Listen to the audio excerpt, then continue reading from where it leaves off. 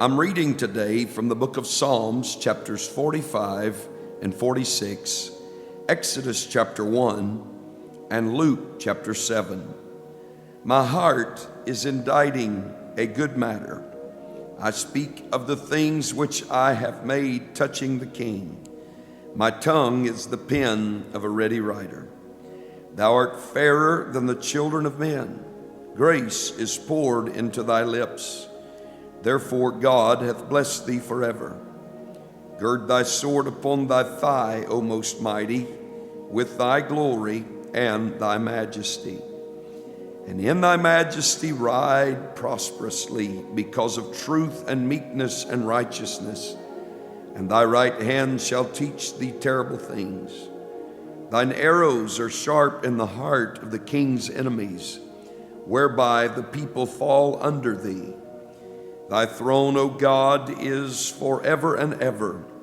The scepter of thy kingdom is a right scepter. Thou lovest righteousness and hatest wickedness. Therefore God, thy God, hath anointed thee with the oil of gladness above thy fellows. All thy garments smell of myrrh and aloes and cassia, out of the ivory palaces, whereby they have made thee glad. King's daughters were among thy honorable women. Upon thy right hand did stand the queen in gold of Ophir. Hearken, O daughter, and consider, and incline thine ear. Forget also thine own people and thy father's house. So shall the king greatly desire thy beauty, for he is thy Lord, and worship thou him. And the daughter of Tyre shall be there with a gift. Even the rich among the people shall entreat thy favor. The king's daughter is all glorious within. Her clothing is of wrought gold. She shall be brought unto the king in raiment of needlework. The virgins, her companions that follow her, shall be brought unto thee. With gladness and rejoicing shall they be brought. They shall enter into the king's palace. Instead of thy fathers shall be thy children, whom thou mayest make princes in all the earth. I will make thy name to be remembered in all generations. Therefore shall the people praise thee forever and ever. Psalm 46. God is our refuge and strength, a very present help in trouble. Therefore will not we fear, though the earth be removed, and though the mountains be carried into the midst of the sea, though the waters thereof roar and be troubled, though the mountains shake with the swelling thereof. Selah. There is a river, the streams whereof shall make glad the city of God, the holy place of the tabernacles of the Most High. God is in the midst of her. She shall not be moved. God shall help her, and that right early. The heathen raged. The kingdoms were moved. He uttered his voice. The earth melted. The Lord of hosts is with us. The God of Jacob is our refuge. Selah. Come, behold the works of the Lord, what desolations he hath made in the earth. He maketh wars to cease unto the end of the earth. He breaketh the bow, and cutteth the spear in sunder. He burneth the chariot in the fire. Be still, and know that I am God. I will be exalted among the heathen. I will be exalted in the earth. The Lord of hosts is with us. The God of Jacob is our refuge. Selah. Exodus chapter 1. Now these are the names of the children of Israel which came into Egypt. Every man in his household came with Jacob. Reuben, Simeon, Levi, and Judah, Issachar, Zebulun, and Benjamin, Dan and Naphtali, Gad and Asher. And all the souls that came out of the loins of Jacob were 70 souls, for Joseph was in Egypt already. And Joseph died, and all his brethren, and all that generation. And the children of Israel were fruitful, and increased abundantly, and multiplied, and waxed exceeding mighty, and the land was filled with them. Now there arose up a new king over Egypt, which knew not Joseph. And he said unto his people, Behold, the people of the children of Israel are more and mightier than we. Come on, let us deal wisely with them, lest they multiply. And it come to pass that when there falleth out any war, they join also unto our enemies, and fight against us, and so get them up out of the land.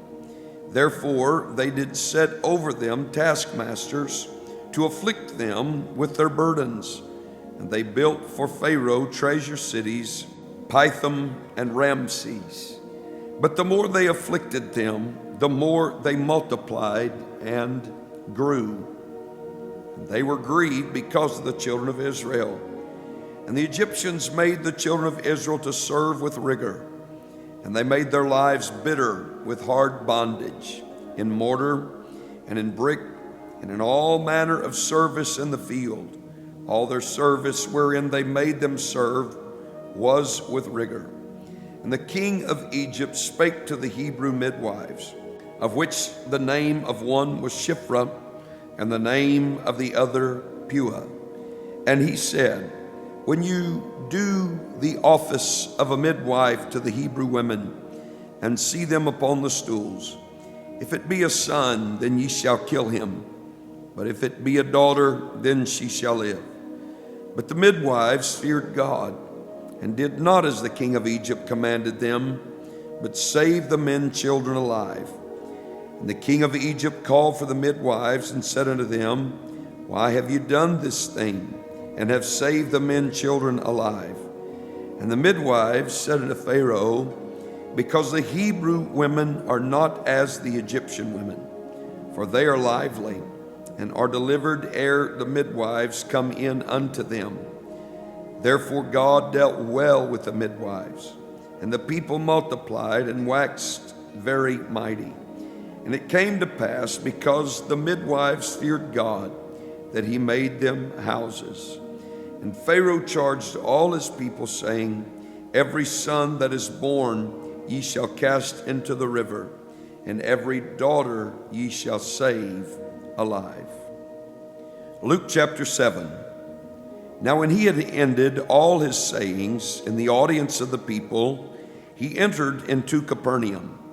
And a certain centurion's servant, who was dear unto him, was sick and ready to die.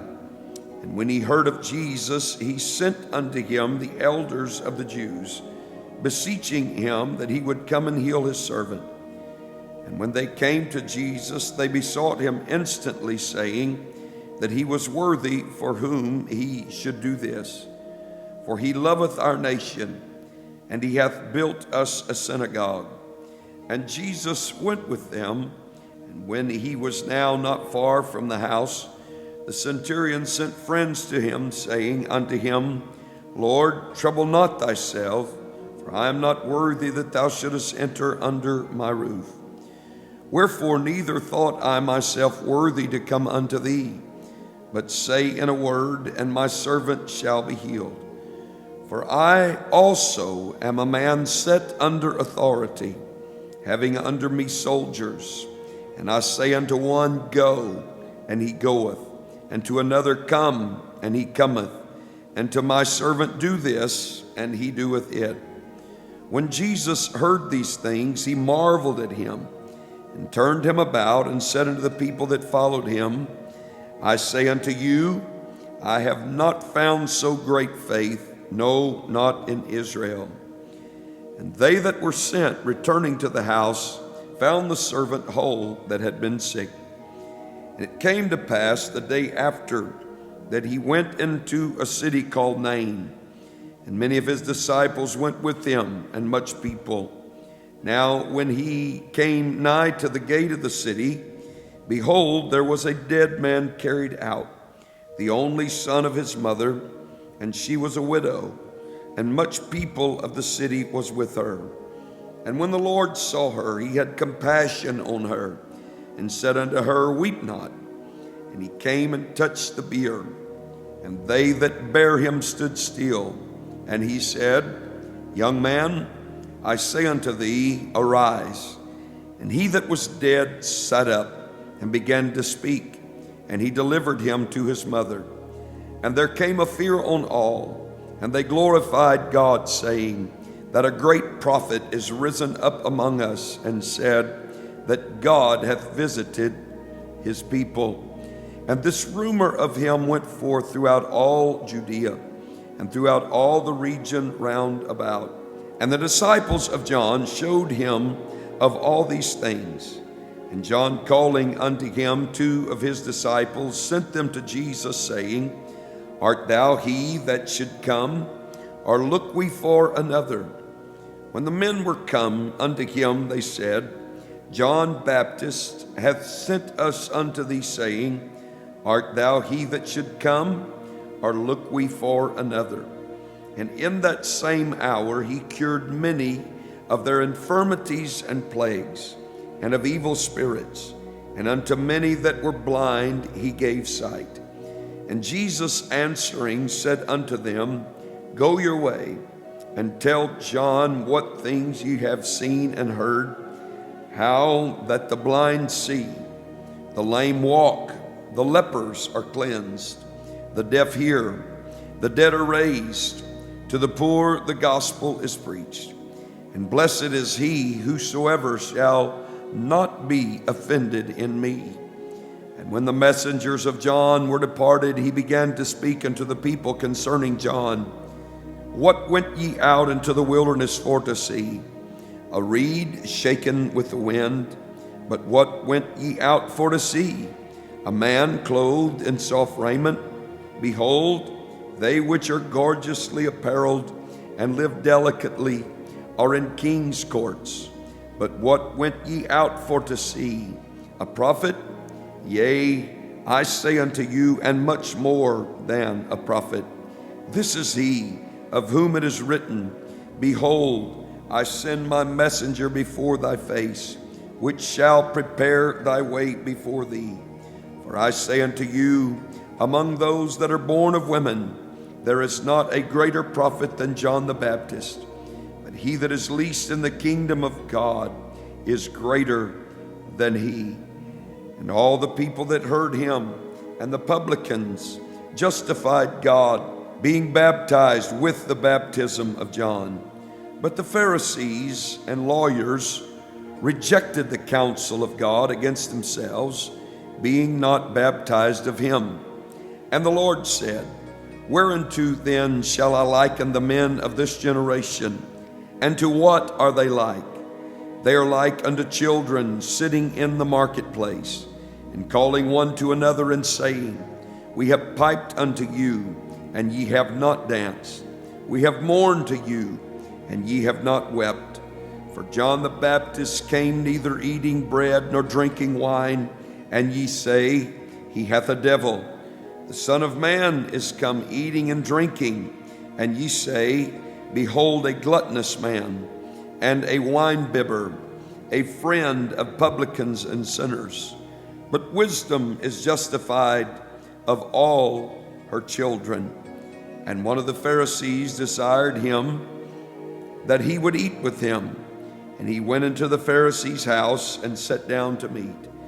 And behold, a woman in the city, which was a sinner, when she knew that Jesus sat at meat in the Pharisee's house, brought an alabaster box of ointment, and stood at his feet behind him, weeping, began to wash his feet with tears, and did wipe them with the hairs of her head, and kissed his feet, and anointed them with the ointment.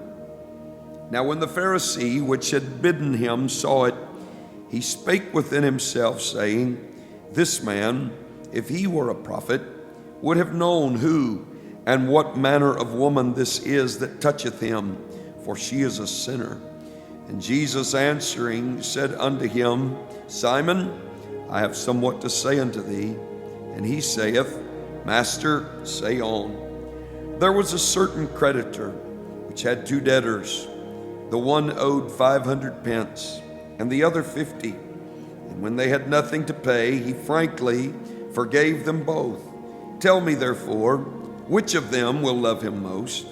Simon answered and said, I suppose that he to whom he forgave most.